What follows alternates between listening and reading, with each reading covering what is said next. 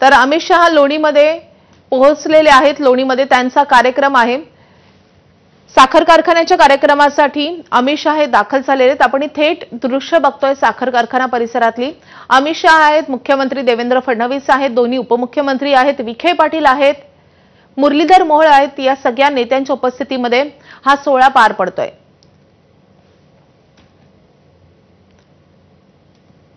शिर्डीच्या साईबाबांचं दर्शन घेतल्यानंतर लोणीमध्ये अमित शहा दाखल झालेले आहेत। दाखल होण्यापूर्वी एकाच गाडीनं अमित शहा, मुख्यमंत्री आणि दोन्ही उपमुख्यमंत्र्यांनी प्रवास केलेला आहे।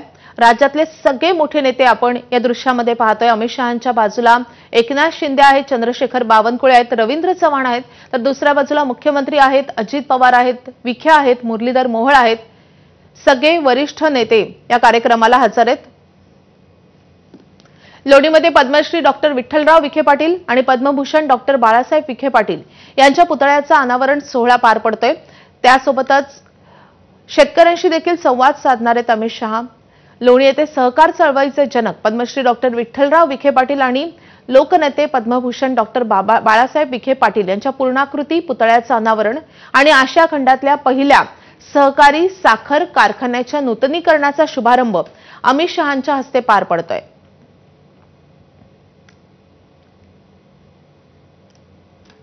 आता अनावरणासोबतच फोटो सेशनही केलं जातंय।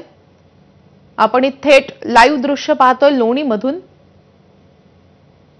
विखे पाटील आणि अमित शहा यांचं एक खास नातं आहे, 3 पिढ्यांचं हे नातं आहे आणि आता विखे पाटलांच्या या कार्यक्रमासाठी अमित शहा दाखल झालेत।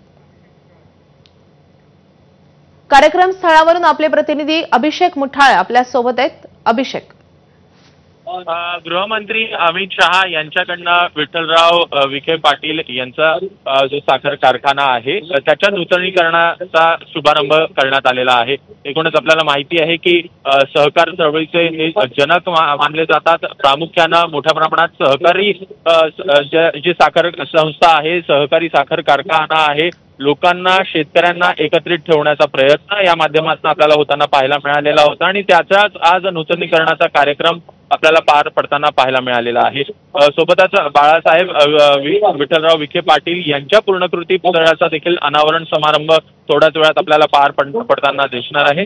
प्रामुख्यानं मुख्यमंत्री देवेंद्र फडणवीस असतील, दोन्ही उपमुख्यमंत्री असतील, सोबतच इतर राज्याचे मंत्री असतील, हे सगळे या कार्यक्रमासाठी आपल्याला उपस्थित असल्याचं पाहायला मिळतं आणि आताच अमित शहा हे रवाना झाले आहेत आणि अमित शहा हे थोड्याच वेळात जिथं शेतकरी मेळावा आपल्याला पार पडताना पाहायला मिळणार आहे, शेतकऱ्यांना देखील अमित शहा संबोधित करताना दिसतील। नक्कीच आज अमित शहांचा हा भरगच्च दौरा आणि त्यातला पहिला कार्यक्रम आता पार पडतोय। लोणी येथे अमित शहा दाखल झालेले आहेत। खरं तर आपण बघतोय अभिषेक की सहकारी साखर कारखान्याच्या नूतनीकरणाचा शुभारंभ अमित शहांच्या हस्ते पार पडला, त्यानंतर पुतळ्याचं अनावरणही होईल आणि त्यानंतर शेतकऱ्यांशी ते संवाद साधतील। अमित शहांचा हा दौरा किती महत्वाचा आहे आणि खास करून अमित शहा आणि विखे पाटील या दोन्ही नेत्यांचे कसे संबंध राहिलेले आहेत अनेक पिढ्यांचे?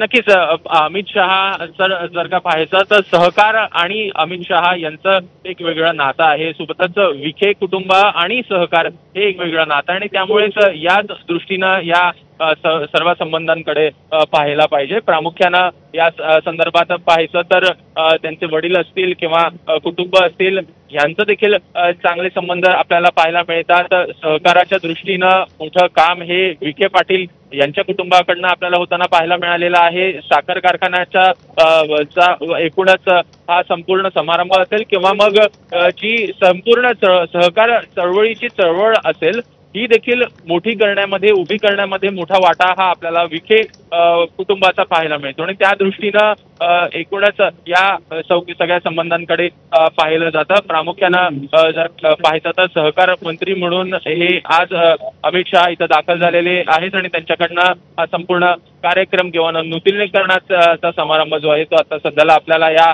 साखर कारखान्याचा पार पडताना दिसतो आहे। सोबतच अनावरणाचा कार्यक्रम देखील पूर्णकृती पुतळ्याचा हा पार पडणार आहे। प्रामुख्यानं दोन्ही जे कुटुंब आहेत त्यांचे देखील एक वेगळे संबंध आपल्याला पाहायला मिळतात। त्या दृष्टीनं देखील या संपूर्ण कार्यक्रमाकडे बघितलं पाहिजे। आज अमित शहा हे आपल्याला शिर्डीमध्ये पाहायला मिळाले। एकूणच सध्याची जर का परिस्थिती पाहायची तर अतिवृष्टी आणि त्या दृष्टीनं देखील हा संपूर्ण कार्यक्रम महत्वाचा आहे. शेतकऱ्यांना कशा प्रकारे कशा पद्धतीनं संपूर्ण हे सरकार मदत करतंय का, सोबतच एकूण सहकार पद्धतीनं तरी का हा साखर कारखाना पुढे जात असला तरीही शेतकऱ्यांना सध्याला मदतीची गरज आहे. त्या दृष्टीनं देखील काही अमित शहा हे भाष्य करतात का हे बघणं महत्वाचं असेल.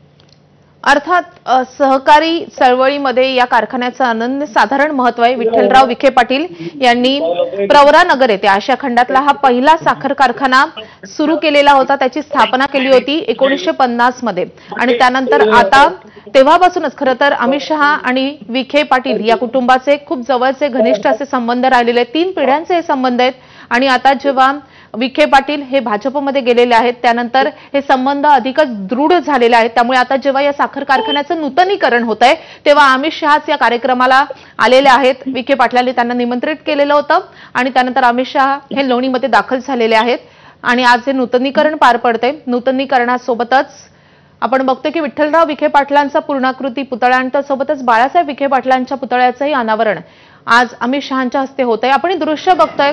एकनाथ शिंदे आपल्याला दृश्यामध्ये दिसत आहेत.